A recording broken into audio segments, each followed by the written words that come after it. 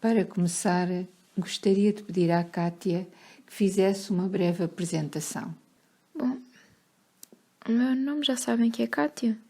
Tenho 23 anos, vivo sozinha, trabalho na área dos recursos humanos. Não sou pessoa a ter uma infinidade de amigos, mas os poucos que tenho são muito queridos. Não tenho irmãos e os meus pais vivem fora de Lisboa. Muito bem. E o que a motivou a ir procurar a ajuda de um psicólogo? Sabe, ultimamente tem sido difícil manter um relacionamento amoroso e o meu emprego está preso por fios. Percebi que, se continuasse a não cumprir com as minhas responsabilidades, candidatava-me ao desemprego. Desde há muito tempo que a tristeza se tornou na minha melhor amiga. Ultimamente estava por mim a pensar se já não estava na hora de seguir o conselho dos meus amigos e familiares e marcar uma consulta com um psicólogo. Sentia que a tristeza estava a tornar-se demasiado grande para carregar ao colo e que precisava de alargar, deixar ir embora ou lançar pela janela do 35º andar. Qualquer uma destas soluções parecia maravilhosas, mas no momento de agir sentia que faltava a força para o fazer. E quando dava por mim, lá estava a tristeza sentada ao meu colo, mais uma vez. Por vezes esta tristeza parecia uma criança, com a destreza para trepar por mim acima, colocar-se em cima dos meus ombros e enterrar os seus calcanhares no meu peito, o que causava com que surgissem pequenas lágrimas involuntárias. Como mais ninguém via esta criança rebelde e atrevida, ninguém compreendia o porquê de estar a chorar tão subitamente. Com o tempo aprendi a disfarçar e engolir esta dor. Descobri que podia camuflar dizendo que eram apenas alergias e mais ninguém colocava questões. Mas o que é certo é que tudo isto não passava de uma encenação e cada vez mais estava difícil manter esta máscara de está tudo bem. A situação estava a tornar-se insuportável e estava na altura de pedir ajuda de um profissional. Sobretudo porque comecei a ser menos produtiva no meu trabalho e a última coisa que precisava era de ir, eu e a minha tristeza, fazer fila para a porta do centro de emprego mais próximo. Como se sentiu? Sentia-me nervosa. Não sabia o que dizer, mas sabia que precisava dizer algo. Estava muito reticente. O Francisco, o meu psicólogo, foi muito simpático. Descreveria como uma pessoa muito humana e observadora. Respeitou as minhas dúvidas, perguntou algumas coisas e reparei que, embora eu dissesse, considerava toda esta situação que tenho vivido como estúpida, porque há pessoas em situações muito piores. Ele não rotulava esta minha vivência da mesma forma. Senti que viver esta tristeza era uma experiência tão válida como qualquer outra. E não me senti julgada nem criticada. Foi estranho, mas num bom sentido, porque acabou por ser até reconfortante. A partir do momento que percebi disso, senti que estava mais disposta a falar e cooperar. O Francisco era o meu aliado nesta empreitada. Como descreveria a sua experiência? Curiosamente, tenho refletido bastante sobre isso, pois é algo que muitos amigos me têm perguntado. Metaforicamente falando, vou tentar responder à sua pergunta. Começo por descrever a minha mente como uma espécie de casa mental, e para mim é como se essa casa estivesse degradada e situada alguns num bairro problemático. Sei que é uma imagem forte, mas é exatamente como sinto. Existem mentes ricas e organizadas, cuja construção é milimetricamente pensada e que tem manutenção regular. Essas podemos situar numa zona boa, tipo avenida ou assim. A minha casa mental considero que está num bairro em que as construções são todas feitas sem qualquer cuidado e tudo ao monte. Já há muito tempo não tem manutenção, mas está devidamente mobilada, pelo menos é rica nesse sentido, e noutros que já vou falar. Então, basicamente, a minha experiência foi como se um homem detentor de uma dessas casas da avenida viesse visitar a minha humilde residência. Depois de alguma reticência, convidei a conhecer a minha casa mental. Por fora já sabem, mas por dentro descreveria como estando muito cheia, com uma mobília velha, tapetes gastos e umas paredes sem cor. Uma vez dentro da casa mental, apresentei-o aos seus habitantes. Fomos para a sala conversar e lá havia vários sofás com uma disposição em U.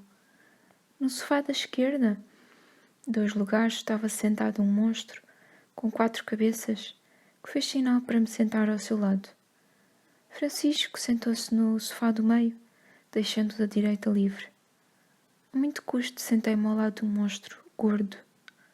Mal me sentei, uma das cabeças do monstro apoiou-se no meu ombro e o seu peso fez-me curvar ligeiramente. Apresentei ao Francisco o meu monstro, o qual chamei de Empata. A primeira cabeça, a que estava apoiada no meu ombro, era a tristeza, que é aquele tipo de amiga que se cola a nós e não nos larga, tipo pastilha elástica na sola do sapato. A segunda é o desânimo, é um ladrãozito que me rouba a vontade para fazer as coisas. Ao seu lado está a falta de interesse, ou seja, mesmo quando consigo que o desânimo não roube por completo minha vontade para fazer o que quer que seja, vem esta desgraçada e tira-me o prazer de tudo aquilo que antes gostava de fazer. Tenho o dom de conseguir estragar todos esses momentos. Sabe, parece que tira as cores e o gosto bom dessas experiências, tornando tudo cinzento e com sabor a nada. A última que está quase a adormecer é o cansaço. Só de a ver fico com as pálpebras pesadas como chumbo. A bela adormecida devia ter um monstro destes na sua casa mental. O Francisco considerou o nome Empata muito adequado. De facto, também tenho de concordar porque o monstro é grande, pesado e não me deixa seguir com a minha vida. O Francisco pediu-me para falar um pouco sobre a nossa história e há quanto tempo o Empata andava a dificultar a minha vida. Contei-lhe, assim, em linhas gerais, que nem sempre o Empata teve este tamanho. Primeira vez que apareceu, ainda era bem pequenina e o tamanho do Empata era bastante reduzido, tinha só uma cabeça, que era a tristeza, e surgiu logo após a minha mãe sair de casa. O Francisco, sendo curioso que é, quis saber, nessa altura, como procedi relativamente à tristeza. Responder às suas perguntas nem sempre foi fácil, mas sentia que a honestidade e a franqueza seriam as minhas melhores aliadas nesta empreitada. Portanto, respirei fundo e respondi, dizendo que primeiro fugia da tristeza, porque me fazia chorar e era uma companhia sufocante. Depois o meu pai disse-me que tinha de parar de chorar, porque não era nenhum bebê e então, face a isso, reuni todas as minhas forças e empurrei-a para dentro do primeiro armário que consegui encontrar. Mas ela arranjava sempre forma de sair. Era só uma questão de tempo. Até que começaram a crescer as outras cabeças. O cansaço, por exemplo, foi na adolescência e as outras 2 só mais recentemente. Mesmo que não as alimente, elas crescem sozinhas e este Empata engorda a olhos vistos. O Francisco ouviu atentamente e parecia mostrar uma compreensão silenciosa. Aquele tipo de compreensão que se transmite apenas a partir do olhar. Confesso ter pensado se, na sua casa mental, na avenida, não teria aprendido a lidar com o seu próprio Empata. Admito que só essa fantasia foi suficiente para nascerem os rebentos de esperança no meu peito. Com o desenrolar da conversa senti que devia fazer uma visita guiada pela minha casa mental. Claro que foi o Francisco, eu e o Empata. Logo ao início, a tristeza apoiou a sua cabeça no meu ombro, acabando por fazer com que me curvasse. Francisco observou esta estranha relação e eu disse, em tom de brincadeira, que a minha tristeza precisava muito de mim. Era muito carente de atenção. Francisco ponderou com o seu olhar muito pensativo e humano, até que disse, Ou talvez tenhas habituado à sua presença e já não saibas viver sem ela. Esta resposta apanhou-me de surpresa e refleti sobre ela durante bastante tempo. E sabe, de facto já não conseguia imaginar a minha vida sem a constante e intensa presença da tristeza. Entretanto, nós continuamos com a visita guiada e a minha casa mental, embora velha e degradada, é grande. Desculpei-me pela infiltração no teto e pelas coisas desarrumadas, e o Francisco não fez qualquer julgamento, parecendo disposto a continuar. Passámos por uma coletânea de objetos e marcos da minha vida, expostos em quadros com fortes pinturas. O Francisco prestou atenção a cada um e simplesmente perguntou: por que é que faz questão de guardar estes objetos e estas lembranças? Pensei para comigo: por que não guardá-los? Afinal de contas, foram-me oferecidos. Acabei por responder isso mesmo.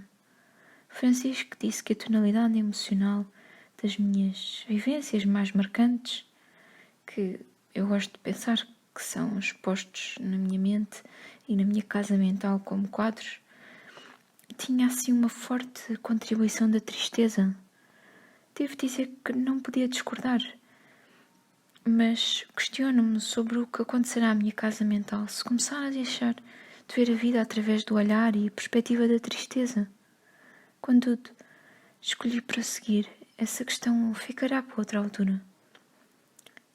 Passámos depois pelo quarto da infância, depois da adolescência e da idade adulta. Às vezes lembrava-me de coisas que queria mostrar e que estavam no quarto da idade adulta e lá íamos. E depois lembrava-me de outra que estava no da infância e, portanto, embora tentasse, não foi uma apresentação assim muito linear, mas o Francisco não pareceu incomodado com isso. De vez em quando repetia a ordem de alguns eventos só para ter a certeza de que tinha percebido bem e um pouco mais. Na minha casa mental também considero que habitam algumas criaturas pequeninas que se assemelham a uma espécie de elfos ajudantes. Estes mini-elfos é como descrevo as minhas forças e ferramentas para lidar com as situações adversas.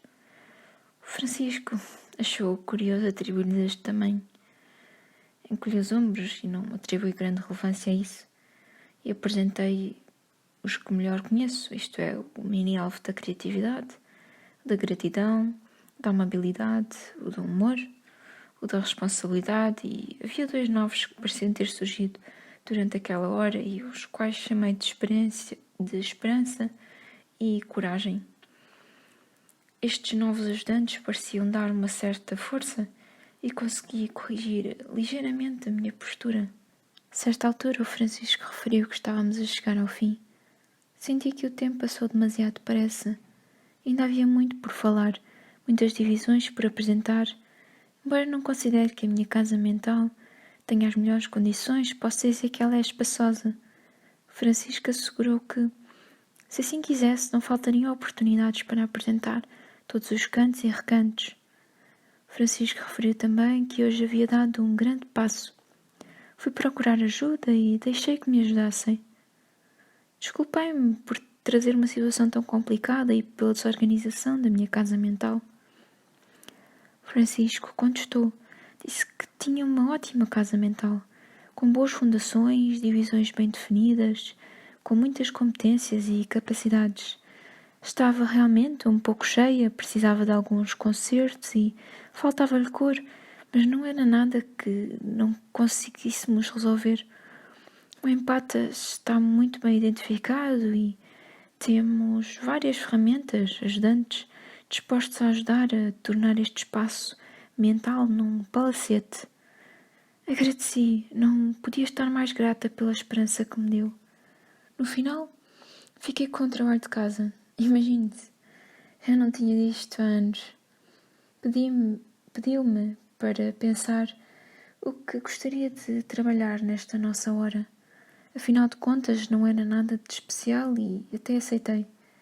Despedi-me e disse que estava muito entusiasmada pela próxima visita à minha casa mental. Como se sentiu no final? Como se finalmente estivesse a ver uma luz ao fundo do túnel. Senti-me bem. Nunca imaginei que pudesse ser tão bom partilhar com alguém sobre a existência do meu empata. Só lamento não ter procurado ajuda mais cedo. Sentia-me cansada de batalhar sozinha contra o meu empata, até que desisti. Agora parece que estou novamente pronta. Talvez já não vá batalhar contra o empata. Se calhar agora irei aprender como fazer as pazes com ele. Esperamos que tenha gostado da história de Kátia e torcemos para que se sinta encorajado para dar este primeiro passo de procurar a ajuda de um psicólogo. Até breve!